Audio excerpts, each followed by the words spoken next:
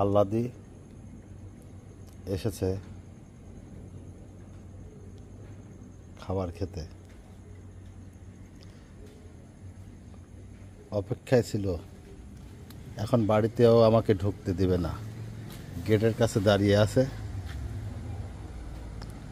আমাকে ঢুকতে দেবে না, খেতে দিয়ে তারপরে ঢুকতে দিতে হবে। এদিকে কুকুর রয়েছে সাথে ওদের খাবারে ভাগ নেওয়ার জন্য।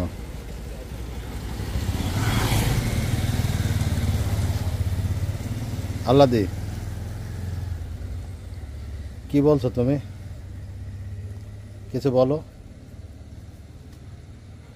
ঝিঙ্কু, এই খবরদার, একদম স্টপ, ঝামেলা করবা না।